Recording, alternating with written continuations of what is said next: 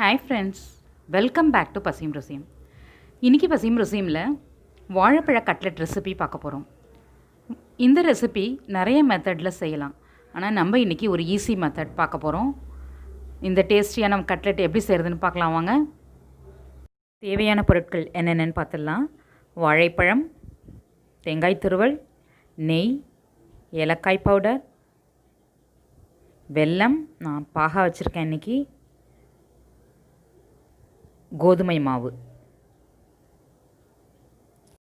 ஒரு கப் கோதுமை மாவில் சால்ட் ஆட் பண்ணி நல்லா கிளறி விட்டுக்கலாம். அது கூட வாட்டர் ஆட் பண்ணி ஒரு கெட்டியான சப்பாத்தி மாவு பதத்துக்கு பசைஞ்சிக்கலாம்.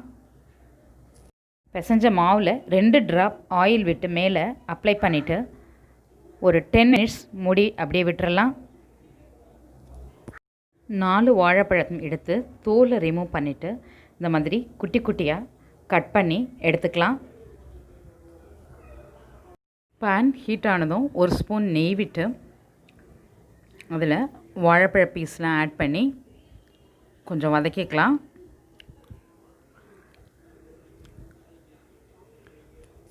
வாழைப்பழம் நெய்யில் நல்லா வதங்கினோன்னே 2 ஸ்பூன் வெல்லம், 1 கப் தேங்காய் துருவல், 1/2 ஸ்பூன் ஏலக்காய் பொடி எல்லாம் சேர்த்து நம்ம கிளறலாம்.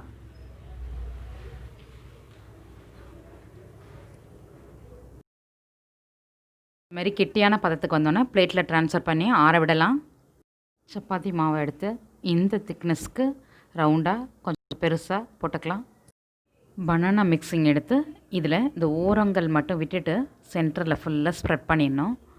இப்போ இதை இந்த மாதிரி ரோல் பண்ணிக்கணும்.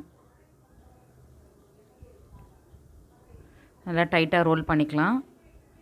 ப்ரெஸ் பண்ணிவிட்டு ரோல் பண்ணிக்கலாம். அந்த மாதிரி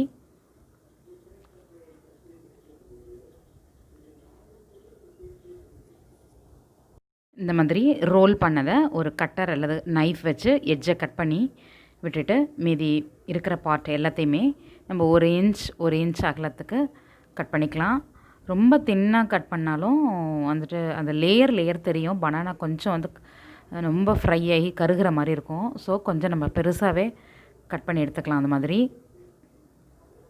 கட் பண்ண பீஸை இந்த மாதிரி அடியிலையும் மேலேயும் சைட்லேயும் லைட்டாக ப்ரெஸ் பண்ணிவிட்டா அந்த ஷேப்போடு கிடைக்கும்.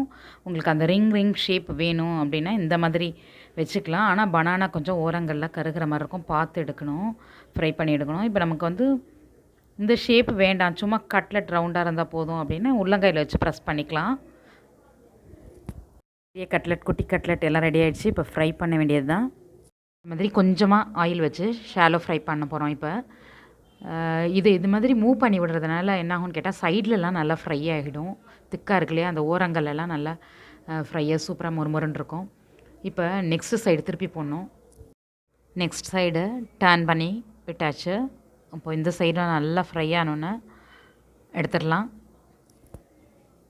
பேலன்ஸ் இருக்கிறது எல்லாத்தையும் இந்த மாதிரி பொரித்து எடுத்துக்கலாம்.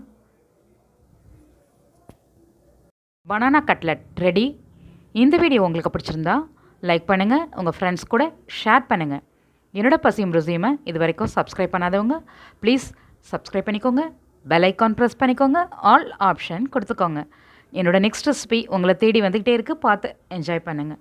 இது pasiyumrusiyum, பார்த்து சமைங்க, பாராட்ட அல்லுங்க.